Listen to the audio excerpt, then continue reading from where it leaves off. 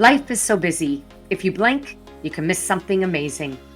It's important to take a moment and enjoy what we have and the people around us. I'm Mo Hagan, Chief Operating Officer for CanFit Pro, and welcome to A Moment with Mo, a podcast where I will welcome some incredible guests to talk fitness and nutrition, mindset and self-empowerment, setting our goals into action, and much, much more. Now let's get chatting. Hello, and welcome to this episode, A Moment with Mo. I'm your host, Mo Hagan. In each episode, we have deep, meaningful conversations with exceptional leaders who drive us to make positive change in the world through their passion, their purpose, and more importantly, their stories and their experiences that really help us all see true potential in the world. Today, I'm thrilled to welcome Sue Staresinic, a great friend, a colleague in the fitness industry, and fellow physiotherapist. Sue is a extreme accomplished fitness professional here in Canada, a licensed physiotherapist, and also the national new body trainer at Good Life Fitness. And what I want to do today is dive into conversations that we both are very passionate about in the fitness trends, especially around the new training, smart training approaches to heart health and functional training, and science-based training that ties into the biggest trend of all, longevity. All right, I'd like to welcome Sue to the show. Come on in. Hi, Thank you, Mo. Hi, Mo. I'm excited to be here. We have so many great conversations together when we're working on our choreography. I'm sure you'll share, but we have so many great conversations and go off on tangents, and yeah, so it'll be great to share that today. I can't wait. And of course, we will talk about a very unique program that we co-create together at Good Life called New Body. We say it's the best of both worlds, and it certainly is when it comes to this conversation. And of course, in honor of Canada's Heart Month, our conversation will focus on how smart training supports cardiovascular health and long-term strength, resiliency, and longevity. All right, well, let's move to the best part and talk about what heart health really is all about here in Canada, supported by the Heart and Stroke Foundation. It is to bring awareness and of obviously prevention through early intervention. And I think you agree with me, Sue, that the best early prevention is the proactive approach to being physically active, strong, and agile as we age, right? No doubt. No doubt. What I love best about you, although I love so many things about you for all that you bring to the physiotherapy world in your practice and to the fitness industry in your teaching, is how you bridge science and real world application. You make understanding the science behind training approaches practical, not only as a trainer for trainers, but for members to understand and be inspired by. And I love how you find a way to balance the science with applicable methods, both how we train smart with cardiovascular fitness today. We're going to talk about that. Also, your passion through not just strength training, but functional strength training, and how you also are, and I appreciate that as a fellow physio, always keeping core health and posture front of mind, and also the subtle things that we don't appreciate as much until we reach our 50s and beyond, and that is the beauty of balance work, so that we can move well, be strong, and live long, right? Absolutely. So maybe before we dive into some questions, I'd love you to share a bit of your backstory. It's always a chance to share your story of perhaps how you've navigated the physiotherapy world, perhaps bridged it with your passion for the fitness industry, and what brings you to where you are today and with what you're doing. Sure. I started actually teaching group fitness classes while I was in physio school. So I've actually been a fitness instructor about a year longer than I've been a physiotherapist. So both professions evolved at the same time. And really all along, it was so exciting to be able to lead fitness classes and try to keep people out of the clinic and out of trouble at the same time as I was helping people rehabilitate from injuries and oftentimes get back into the gym where they wanted to be, or back into doing what they enjoyed doing. So it's been a beautiful evolution to now be involved in creating our program together as we do, and be involved in the choreography, because I get to take the things that clients benefit from here. This is my studio space. This is where I do my physio clinical practice, but take the things I do in here and bring it into the group environment, put it to music, and make it fun and make it Yeah. preventative, right? I'm Yeah. often telling them, they get it without the acupuncture, which is way more fun. Love it. Without Yeah. the acupuncture. And you bring Yeah. the pleasure side to rehabilitation, which can be daunting for some, although we Mhm. love it. But what I love is how you balance the art and the science, as I like to say, which is a Yeah. true talent. And that's what makes you as good as you are. Um, the other thing I wanted to say is I love how you shared your story about how you sort of built both your careers simultaneously 1 year Mhm. apart.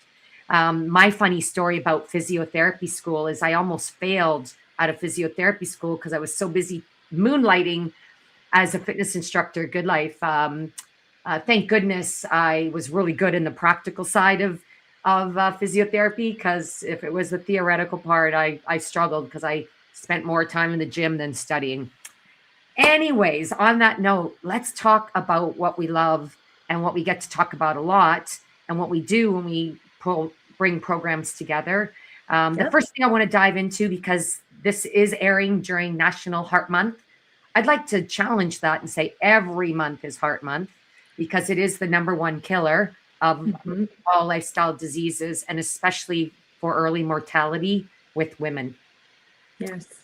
All right. Well, my question to you, Sue, is many people think cardio alone is the answer for fitness. From your perspective as an experienced physio and certified fitness professional, I always want to stress that. How does the functional strength training play a role in heart health and long term cardiovascular resilience? I love that question. The functional strength training we define as the ability to move a load and resist forces, whether that be gravity or objects, but in a way that mimics the way we move and live in everyday life. And that's historically been credited with maintaining health of the musculoskeletal system, so the muscles, the bones, the tendons, but it's also important in cardiovascular health. So when we talk about cardiovascular resilience, I see two sides to that. So first of all, we want to try to prevent uh, vascular disease. So we want to try to prevent heart attacks and strokes and all the other consequences of atherosclerotic disease, ASCVD, we call it, Yeah. because it is quite a tongue twister. So we want to try to prevent that. And at the same time, we want to have the resilience and the aerobic ability to do the things that we want to do and have the stamina to do the things that we want to do well into advanced decades of life. So, in terms of preventing arteriovascular disease, we want to prevent damage to the blood vessels themselves. So, a healthy heart and healthy cardiovascular system involves a healthy heart muscle, but it also involves the arteries and the veins and the capillaries. So, inside all of our arteries, we have a lining that's called the endothelium. And the endothelium is very important. It protects the vessels, and it can be damaged by a number of things. So it could be damaged by high blood pressure, by certain amounts or types of cholesterol, smoking, and it can also be damaged by chronically high circulating levels of glucose or of sugar. And what happens over time is that endothelial, if it gets damaged, it reacts, and that sets off a chain of events where that leads to plaque development and eventually calcification in narrowing of the vessels themselves, which then can lead to heart attacks, strokes, and all sorts of other health problems. So that's where the strength training comes in, because our muscles act as a reservoir for glucose, for sugar. So our muscles store sugar so that they have that for energy to perform physical activities. So if we can exercise and if we can maintain our muscle mass and prevent the normal, or not normal, but the loss of muscle mass that would occur for aging, then we have more energy or stores within our muscles for drawing the sugars out of the bloodstream. So that's one way that strength training can help protect our cardiovascular system, and is really important in addition to the cardiovascular training or the aerobic type activities that we do. Wow. Well, I'd love to say I remembered all that from physiology school and anatomy, from anatomy and physiology, but you found a way to make that a very practical experience, taking us through how the whole heart vascular system works, to the point where it really reminds me that I'm so grateful that I've fell in love with strength training. And yet it's something that a lot of people are still a bit intimidated by. And yet the benefits of doing both for heart health is like a game changer when you, from how you've described it. So thank you. And for all those that are listening in or watching, I hope that's inspired you as well, as Sue has spoke about the connection between strength training and cardiovascular aerobic exercise, and the benefits of one helping with the other and vice versa. Not to mention that strength training overall is just it is like the best feeling in the world to have that type of resilience to do everything you love to do in daily life and in the sport of life. And that's something that I'm sure you've seen happen with members that you get approached all the time. I've witnessed it where people come up and thank you because they just came back from a hiking adventure that they planned for decades, and they were able to hike every day and have vitality and strength. And it was all from your classes. Thoughts on that, or you want to share? Yeah, it's very rewarding. Yeah, it's very rewarding. In fact, one client came back from a trip and said that she was in visiting a country where oftentimes the toilets were not a toilet like ours. It was essentially where you had to just squat, right?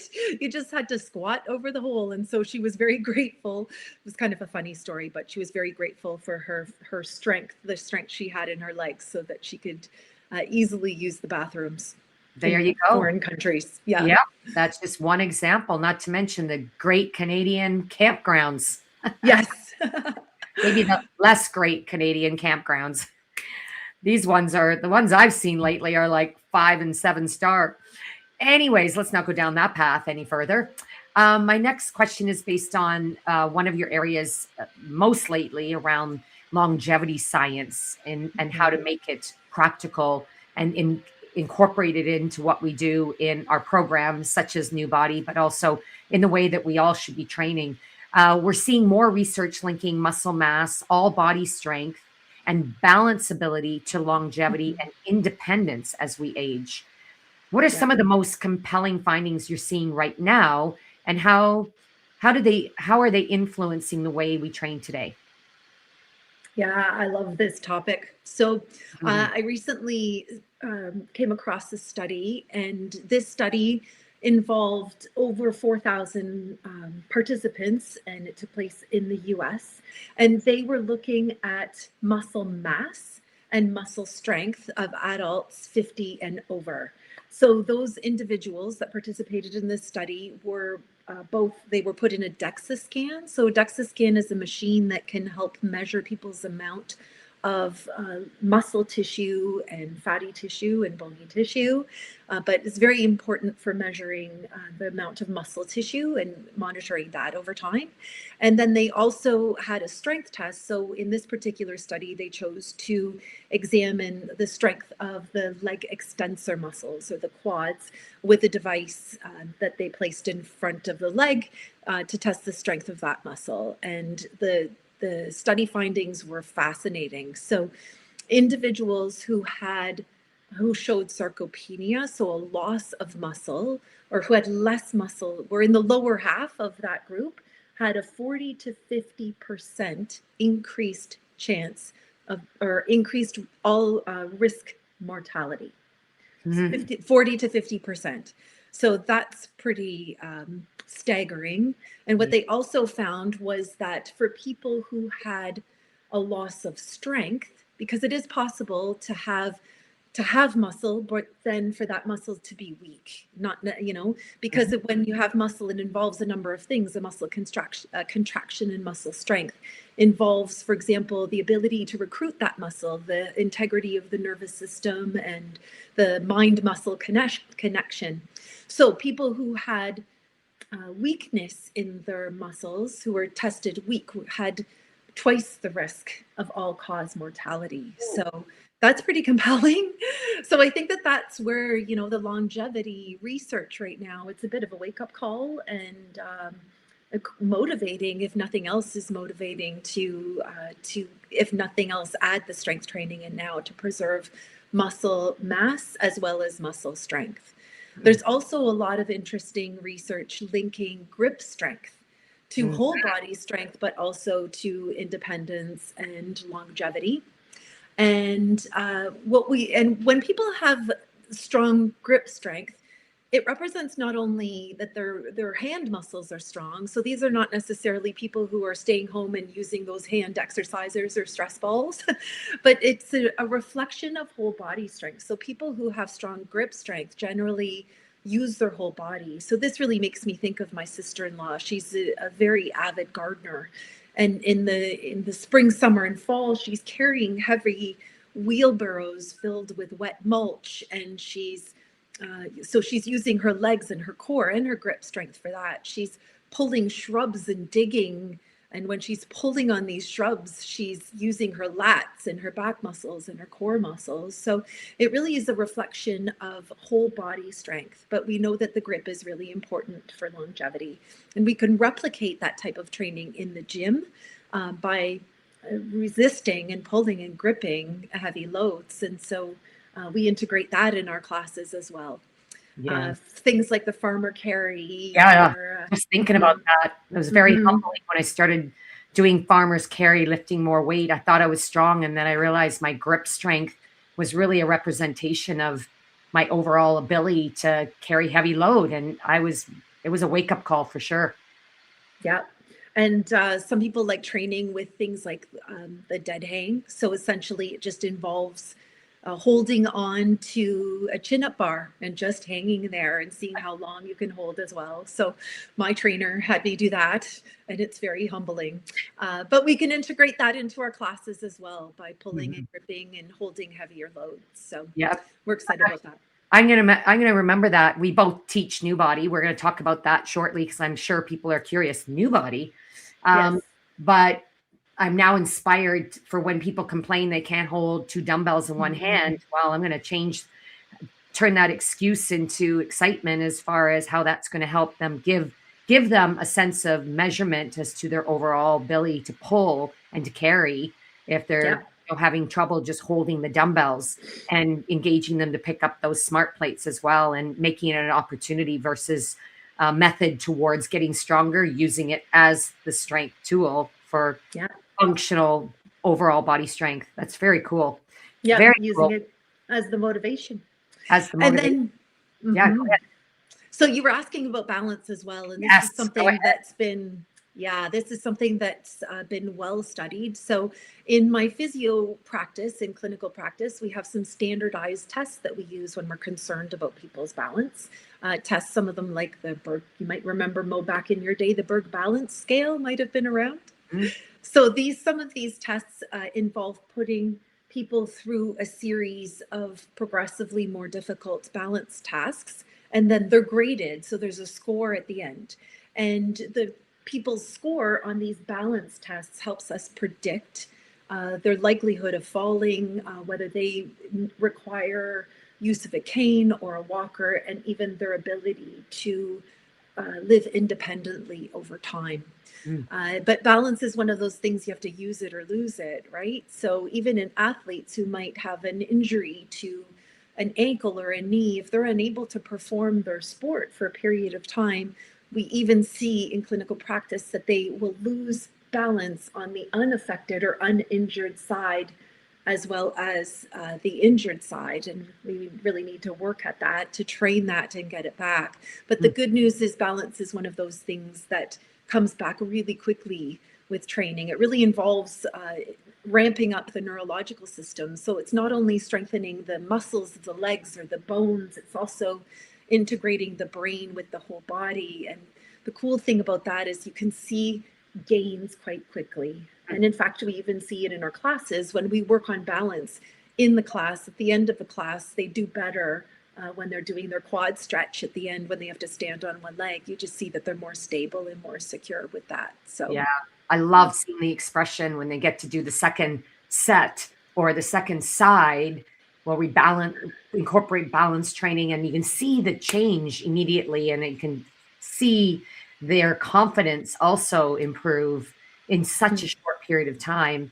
And of course, the repetition of doing it consistently also, helps to accelerate that balance ability over yep. time for their entire life. Yeah, that's one of Mm-hmm. the things that I'm noticing is becoming a bigger priority for so many. And we're not talking just about the active agers, but all ages having Yes. more interest in that. Yeah, Yep. for sure. Yeah, Mm-hmm. it's again humbling. I think of high rocks, even when you have to carry heavy weight and do walking lunges and your back knee touch the ground. Well, when you're under load and you're training through fatigue, the amount of people, all ages, losing their balance, falling Mm-hmm. over, it's just really an eye opener on it, the importance of training and the single leg training specifically. Oh, Yeah, yeah. it's oh yeah. I love it. Well, again, you've done such a great job contributing this to our new body program. We're going to talk about the importance of lifting heavier and smarter, longer, the smarter training approach. And then we'll talk a little bit about new body before we dive into the final part of our interview today. Although we could talk for a long time, we'll try to keep this episode tight for all our viewers to listen to the end. And not only that, but listen again and share it with their community. So Right. there has been a big shift towards encouraging people, especially women and older adults, to lift heavier. Why is it so important for longevity? And how do we do it safely and intelligently within fitness programs, specifically in a group environment? And if you feel you want to lean on some of the experience with our new body class, go ahead. All right. I really enjoy following an exercise physiologist and professor named Andy Galpin. And he talks about how the number one type of muscle fiber that we lose with age is the type 2 muscle fiber. So those are the muscle fibers that are involved with heavier lifting and with speed, with power. And this is important. If we are, for example, stumbling down a street and you have to catch yourself, you have to react quickly. And that requires type 2 muscle fibers. So in order to train those type 2 muscle fibers, the ones that we tend to lose first as we age, we need to train with heavier weights, and we need to also integrate some speed and some power training in a really safe way. So in our new body classes, what we do is we tend to um, teach with a teaching technique that we call layering. So what we do is start with a very base model of a technique. So for example, we integrated in our fall program, we had people of all ages. It was so exciting to see them do a snatch. So what we did to help them master that movement and feel comfortable with it is we started, first of all, teaching them a proper hip hinge. And then we brought in a single arm deadlift. So just with the arm hanging down using support of a hand on thigh. So just getting that hip hinge component of that. Then we brought in an upright row. Then we brought in the clean. So nice, slow and controlled movements to start, and then quickly into the clean. And then we progressed that movement into a snatch. So it was great the way we layered it to see people mastering that move and be able to move with speed and power. So that's how we do it safely. And we also have a structured way of cueing and coaching people. So we deliberately work on how we word it to help people get it. So Mo and I, you and I, we get to work together and practice teaching. We always beta test our programs. and we watch how people are moving and then fine tune our cueing and our coaching so that we can get people moving really well. So Mhm. it's possible, and it's been amazing to see people well into their 80s. I have many in my 80s, nobody in their 90s, but lots Yet. of women in their 80s yet. I'm sure they'll get there, but they're moving really well and performing these types of powerful movements and feeling comfortable with lifting heavier weights because we take them slowly through it. And we also start with a program. When we launch a new program, we keep it for a few weeks so they can also build confidence with the moves and then start lifting a little heavier. So that's been great to see as well. It's very rewarding. And we do the same, we use the same models of teaching, coaching, cueing, and layering, specifically with the aerobic components as well. And that's been inspiring to watch folks of all ages who think they can't do impact. They can't hop, they can't jump. And we've been able to, again, through that progressive model, show them that all of us can and should do that intentional type of weight bearing and add those different tempos and Yes. incorporate plyometrics so that we can build the way that the body needs to preserve muscle and the type 2 specifically as we age. For those that may not know anything about New Body, because I've been teaching it since it started, which I found the program in originally New Zealand. It was created by Lexi Williams out of Australia back over 35 years ago, but I brought it to Good Life 35 years ago and saw the opportunity to evolve it with the functional training, building the best of both. At the time, low impact aerobic conditioning, which in the 80s, early 90s, it was all high impact aerobics for those that recall. And that to do a low impact class, we really had to sell the intensity part. And then the best part was we integrated the strength training with the physio part, the functional part before functional training was even well known, was more of a, what the heck are you doing back then? And so we blend the best of multi-level aerobic conditioning with functional strength training using a variety of equipment. And we've recently evolved it to exactly what we've been discussing, layering intensity in the aerobic blocks and lifting heavier in the strength training blocks, and then using the resistance tubing for part of our strength training. Do you want to comment on your experience, how over all the years you've been teaching this? You're now the national new body trainer for Good Life Fitness. I'm so blessed and grateful. Do you want to share a little bit about what you think about New Body and how it's helped the New Body community or the Good Life community? Absolutely. I've been excited because for me as a physiotherapist, I fell in love with it right away because I really saw the benefit of the way that we move in a new body class. First of all, how safe it is and how controlled it is because of the speed of the movements. And back then as well, there was a lot of hopping, jumping jacks and whatnot in fitness classes. So this was something that was very unique. But when we say low impact, sometimes people believe that that means low intensity, but does not. It does not necessarily mean low intensity. The way that we move, there are lower impact movements, but they're bigger movements with big range of motion. And that's what really helps to drive the intensity there. So it's been really, I think, a perfect marriage for me because of the focus also on quality of movement. I think as a physiotherapist, I've always been really focused on helping people move well and move with good technique. And that's always been a very important focus of the New Body program. So I think Yeah. that's why I fell in love, and I'm still in love with it. So it's great. Oh, and I'm so grateful. We're sisters with different mothers, but we are certainly so passionate about the same thing. And it's so lovely to see the evolution of New Body over 35 years and how it has not only kept some of our members for 35 years, but introduced not new members and new generations into the class concept. So if you are at Good Life Fitness, check out New Body. It is in the group fitness schedule. If you're not with Good Life Fitness, it is an official Good Life class. More reason to visit a Good Life and check it out.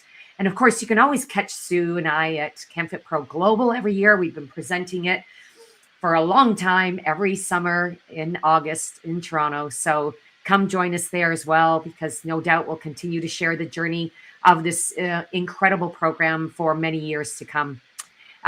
We're going to close very soon, everyone, but I'd love you to get to know how you can connect with Sue, learn more about the work that you're doing, and how you might want to reach out and work with Sue in her many areas of business. So go ahead and tell us a little bit about your practice and how people can find you, and best ways to connect. Yeah. So in my physiotherapy practice, I've developed a very interesting area of special interest, which is treating lymphedema, which is something I'm very passionate about and a lot of people don't know much about. But lymphedema is essentially an abnormal swelling that occurs in a body part, because it can be either genetic, or in many cases it's because of damage to the lymphatic system that occurs later in life, very common after cancer treatment. So I do see a lot of people after cancer surgeries where the lymph nodes have been affected, and help people manage their swelling with compression and massage and exercise again. So it all has tied in beautifully. So I do that out of the Physiotherapy Edge in Grimsby and in Waterdown. And I can be reached by looking up the Physiotherapy Edge. And I also teach my group fitness classes. I teach at Lime Ridge Mall in Hamilton, which is a women's club. And I'm there on Mondays and Fridays. And I'm very excited that I am now also teaching New Body in Burlington on Thursdays at 9:30 a.m. at the Appleby Club. So I would love to have people there and to help spread the word that now we have New Body available at another location. Super excited about that. Mm-hmm. And I can always be reached on social media. I'm on Instagram and on Facebook at Sue Staresinic. Wonderful. And Sue's so humble. She can also be found on YouTube, because Sue and I have recorded a few New Body workouts that are part of the virtual fitness program on the platform at Good Life Fitness, but have somehow found their way into YouTube. And Sue was also one of the virtual stars at Good Life during the pandemic, offering virtual classes. And I'm sure some of them have gotten onto YouTube as well. So if Sue's story and her face, voice, and methodologies seem familiar, it could be that you've caught Sue in action somewhere on those various platforms. And so I'm so grateful to have you here. I have sort of one final rapid fire question, I love to call it, before we sign off. I'd like to ask if there was one shift you would love people to make in how they train for improved and sustainable heart health and longevity, something they could start this month, what would it be and why? So we touched upon a lot of the things that are involved in longevity. We touched on your cardiovascular, your strength training.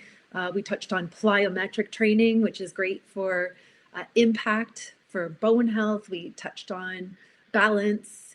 One thing we did not touch on is agility. So agility training is really important at all ages, and we need to train for speed and agility. And this is something that can be we definitely integrate into our New Body classes. So one way you can get it is to come to a New Body class, and we will take care of you and lead you through all of these components of longevity. One thing that I do if I can't get to the gym is integrate some agility training.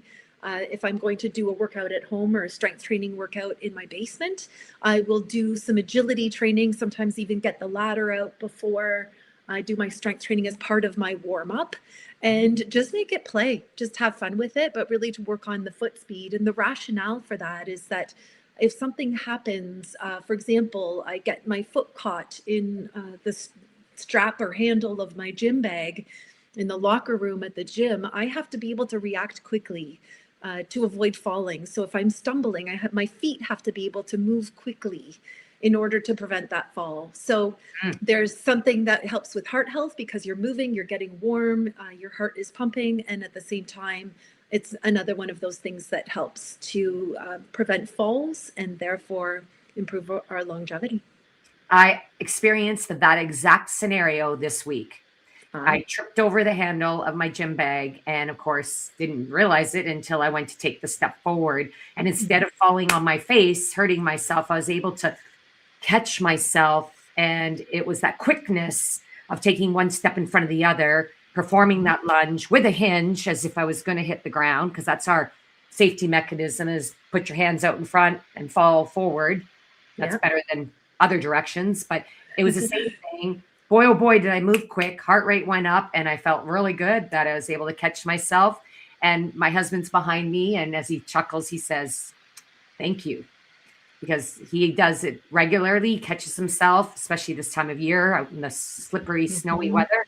And he always just says thank you because he knows that the training we take him through and a new body and training with his trainer has all helped him react quickly and be confident that he can Mhm. react and respond and, you know, be great at recovery.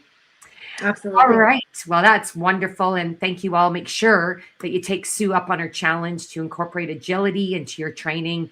And that can be something just like that ladder march run and then Mhm. changing tempo. That's all agility. It's great for the body, great for the brain, and great for living life at its fullest and not being afraid to challenge yourself to get out in the world and live your life purpose, one adventure after another. So I hope you found this conversation, friends, to be inspiring and empowering. I certainly did myself. So I want to thank you, Sue, and thank you for joining me. And I thank you, all of you, for joining us on this episode. And I hope that these insights and also strategies for heart health, longevity, and smart training help you move forward in your training. And please do share this episode with your friends if you find that this will help them as well. It's always better to share what you learned so that you can all move better, longer, and more enjoyably together for your entire time together. So don't forget to subscribe. Check out my episode for my episodes on my website. You can go back and view any of them. And stay tuned for more exciting things coming your way at mohagan.com. Until next time, on behalf of Sue, I'm going to say keep moving strong, move for life. And until next time, stay well. Bye bye.